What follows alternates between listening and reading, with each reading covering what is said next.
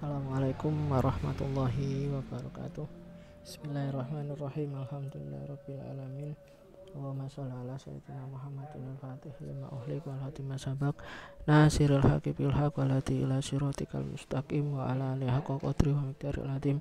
Rabbi shrah li sadri wa yassir li amri wa hlul 'uqdatam min lisani yafqahu qawli. Amin ya rabbal alamin. Alhamdulillah, pada kesempatan kali ini kita masih diberikan kesehatan, semangat, kekuatan sehingga kemudian kita bisa melanjutkan kajian kita, yang mana pada kesempatan kali ini kita akan membahas tentang kedudukan evaluasi dalam alur manajemen program bimbingan dan konseling ya. Yang selanjutnya, sholawat serta salam marilah kita aturkan kepada junjungan Nabi Agung Muhammad SAW. Semoga kita termasuk umat beliau yang mendapatkan syafaat di yaumil qiyamah. Amin ya rabbal alamin.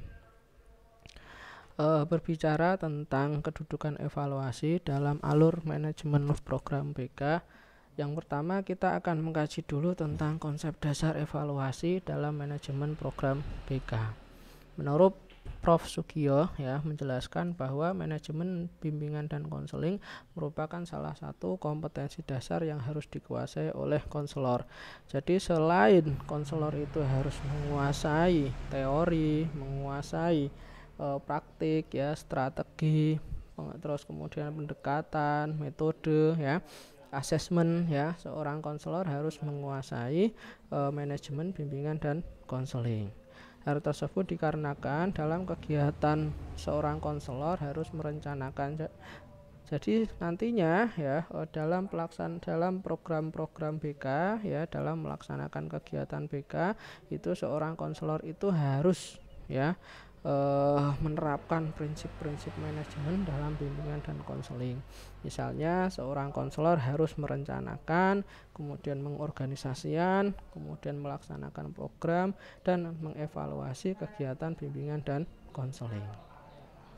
Yang selanjutnya, program layanan BK tidak terlepas dari kegiatan pendidikan pada umumnya ya. Jadi bimbingan dan konseling itu tidak bisa lepas dari pendidikan pada umumnya. Misalnya ada kurikulum, kemudian ada aktivitas pembelajaran, ada aktivitas penugasan, ada aktivitas proyek ataupun tugas akademik ya, ada aktivitas pengembangan diri dan sebagainya, yang kesemuanya melibatkan proses-proses mental peserta didik ataupun siswa ya. Jadi karena memang ada kegiatan itu, maka perlu sekali ya adanya manajemen bimbingan dan konseling. Selanjutnya, bidang-bidang layanan BK yang dikemas dalam ragam jenis layanan, misalnya pribadi, sosial, belajar, karir, kemudian program BK yang dikembangkan melalui serangkaian proses sistematis sejak dari perencanaan, desain, implementasi, evaluasi dan juga keberlanjutan. Jadi jenis-jenis layanan itu harus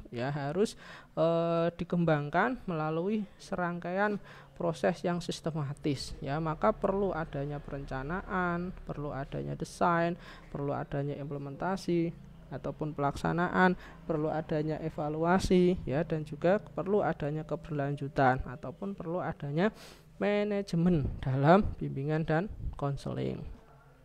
Melalui penerapan fungsi-fungsi manajemen tersebut ya, diharapkan kegiatan dan layanan BK dapat diselenggarakan secara tepat sasaran dan terukur. Jadi kalau kemudian sudah di-manage dengan baik, harapannya layanan BK itu akan tepat sasaran dan juga akan terukur, akan efektif. Kegiatan untuk mengukur keberhasilan suatu program dikenal sebagai evaluasi program. Jadi agar kita tahu ya bahwa program-program ataupun manajemen BK yang sudah kita lakukan itu sudah tepat sasaran, sudah terukur, sudah efektif, maka kita gunakan ataupun kita lakukan yang namanya evaluasi program BK. Secara implisit ya, batasan tersebut mengisyaratkan program sebagai kumpulan metode, keterampilan, dan keperluan yang diperlukan untuk menetapkan apakah suatu layanan kemanusiaan diperlukan dan kemungkinan besar dimanfaatkan sesuai dengan kebutuhan yang telah diidentifikasi dan yang sudah direncanakan. Jadi apa ya, program-program tersebut ya secara implisit ya, baik itu istilahnya apa ya, itu apakah sudah bermanfaat ya, apakah sudah sesuai rencana, ataukah kebutuhan-kebutuhan itu sudah sesuai yang diidentifikasikan lah, itu nanti perlu yang namanya evaluasi ya itu. Terus yang selanjutnya, evaluasi program adalah suatu rangkaian kegiatan yang dilakukan dengan sengaja untuk melihat tingkat keberhasilan suatu program. Jadi seperti yang saya sampaikan, untuk melihat berhasil atau tidaknya suatu program, terukur atau tidaknya, kemudian tepat sasaran atau tidak, maka itulah yang disebut sebagai evaluasi. Nah, melakukan evaluasi program adalah kegiatan yang dimaksudkan untuk mengetahui seberapa tinggi tingkat keberhasilan dari kegiatan yang telah direncanakan.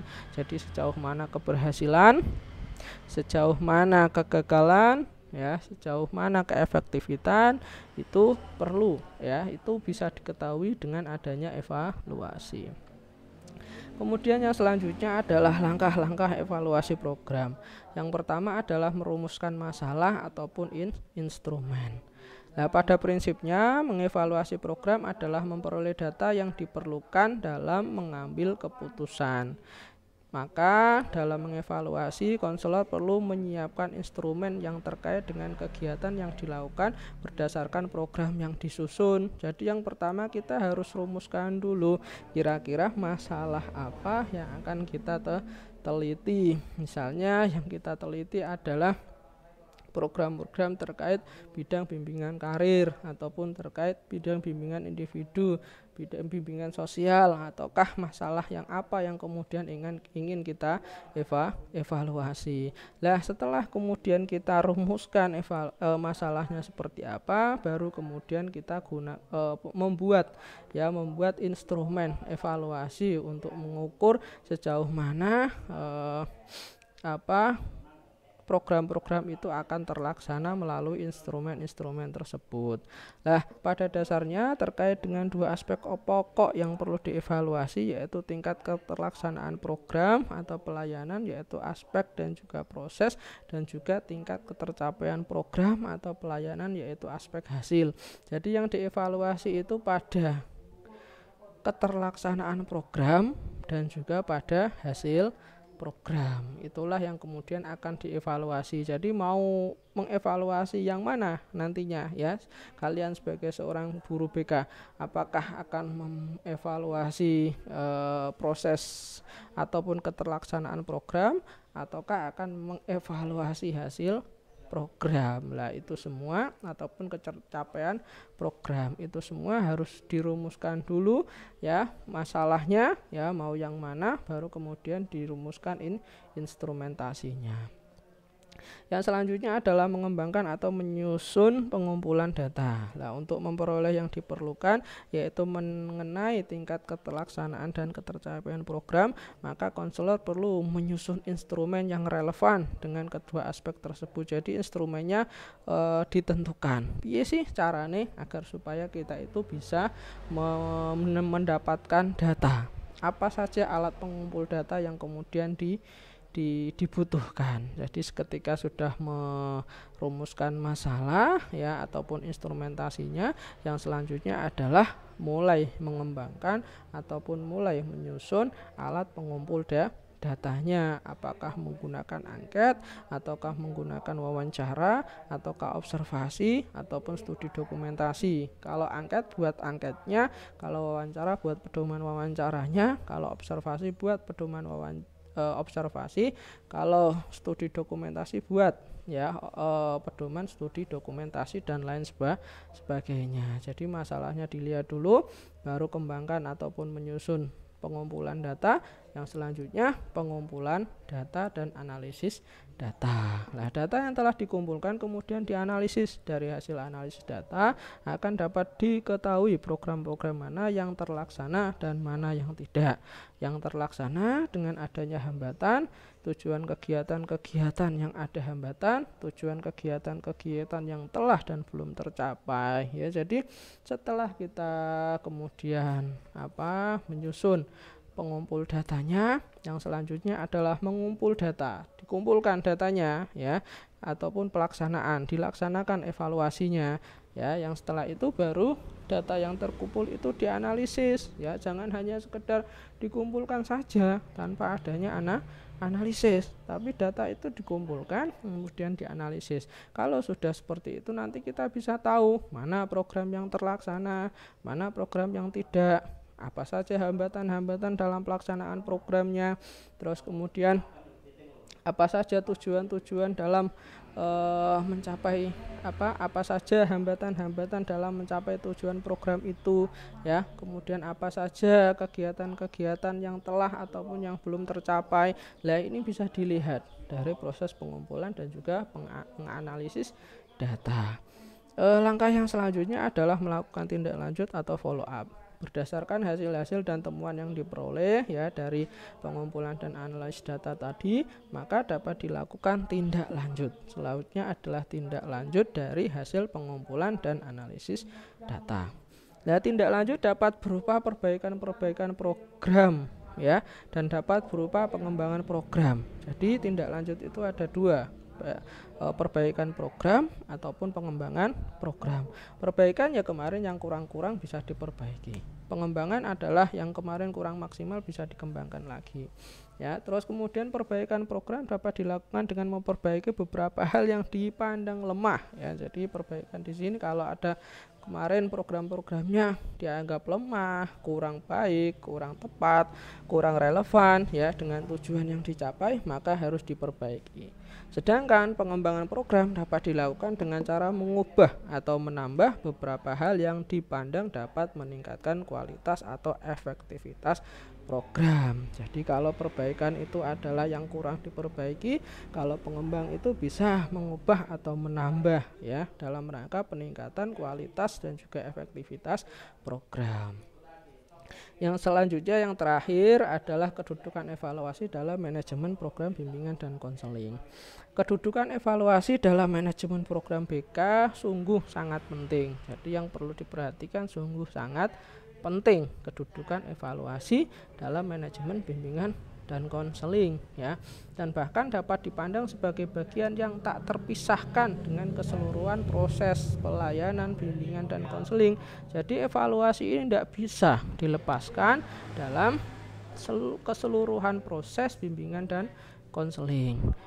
Penting ya, yang selanjutnya penting karena dengan adanya kegiatan evaluasi dapat membantu memberikan umpan balik. Jadi dengan adanya evaluasi bisa kita dapat memperoleh feedback ya, feedback kepada konselor ya atau pembimbing atau guru BK ya untuk memperbaiki atau mengembangkan program bimbingan dan konseling. Jadi sebagai guru BK, sebagai konselor, dengan adanya evaluasi nanti akan dapat umpan balik dari kegiatan-kegiatan tersebut ya, kira-kira bagaimana feedbacknya ya, yang kurang apa, yang perlu diperbaiki apa. Nah, itu bisa didapatkan dengan evaluasi.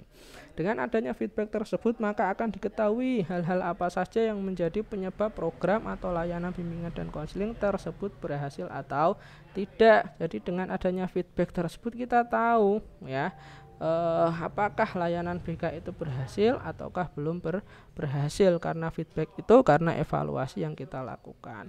Tidak hanya itu, dengan adanya feedback juga diketahui di manakah letak kegagalan dan kesuksesan dari program dan layanan BK yang telah diberikan pada siswa peserta didik di sekolah. Jadi adanya feedback kita bisa tahu, tidak hanya sekedar mengetahui berhasil atau belum berhasilnya, tapi kita juga bisa tahu di mana letak kegagalannya, di mana letak kesuksesannya ya terhadap program ataupun layanan yang diberikan kepada peserta didik ya. Yang selanjutnya, selain itu evaluasi juga mempunyai kedudukan yang tak terpisahkan dari alur manajemen program bimbingan konseling secara keseluruhan. Karena dari evaluasi itu akan memberikan informasi kepada pihak pimpinan sekolah, konselor, kemudian guru mata pelajaran, orang tua ya, tentang perkembangan sikap ataupun perilaku ya. Jadi dari evaluasi itu kita bisa memberikan informasi kepada kepala sekolah, kepada guru BK, kepada guru mapel, kepada orang tua ya tentang perkembangan sikap dan juga perilaku. Selain itu ya, atau tingkat-tingkat ketercapaian tugas perkembangan siswa ya. Jadi tahu ya, kita bisa tahu tingkat ketercapaian tugas-tugas perkembangan siswa juga ya, agar secara bersinergi dan berkolaborasi meningkatkan kualitas implementasi program bimbingan dan konseling di sekolah. Jadi kalau sekolah itu tahu ya, kepala sekolah, guru mapel, orang tua itu tahu ya tentang keadaan dan juga perkembangan peserta didik, nanti mereka semua akan bareng-bareng, akan bersinergi, akan berkolaborasi dalam rangka meningkatkan pelaksanaan program bimbingan dan konseling di sekolah. Jadi sangat-sangat penting, sekali lagi evaluasi program dalam manajemen BK ini sangat penting. Terus yang selanjutnya, strategi pelayanan bimbingan dan konseling kepada peserta didik pun menempatkan evaluasi sebagai salah satu langkahnya. Jadi dalam kita menggunakan strategi ataupun memilih strategi itu harus berdasar pada evaluasi ya. Kita bisa menggunakan strategi ini, kira-kira hasil evaluasinya bagaimana, apakah kita melakukan lagi atau tidak ya, kan seperti itu. Kita melakukan strategi ini, nilai positifnya bagaimana, nilai negatifnya bagaimana, itu semua dari evaluasi. Hampir semua ahli prosedur sistem instruksional menempatkan kegiatan evaluasi ini sebagai langkah-langkahnya. Jadi semua ahli ya itu dalam sistem instruksional ya, ataupun termasuk bimbingan dan konseling ya, itu menempatkan evaluasi ini sebagai langkah-langkah dalam rangka apa? Dalam rangka menentukan strategi layanan bimbingan dan konseling yang akan kita berikan kepada peserta didik. Jadi sekali lagi sangat penting sekali ya, selain evaluasi bagian dari manajemen, evaluasi juga bisa memberikan feedback ya, evaluasi juga bagian tak terpisahkan dalam rangka memberikan informasi kepada pihak-pihak terkait. Evaluasi juga bisa membantu seorang guru BK ataupun konselor dalam menentukan strategi layanan bimbingan dan konseling. Nah, itulah yang kemudian bisa saya sampaikan ya, berkenaan dengan kedudukan evaluasi dalam manajemen program BK. Semoga bermanfaat dan sukses selalu, sehat selalu. Dari saya cukup sekian. Assalamualaikum warahmatullahi wabarakatuh.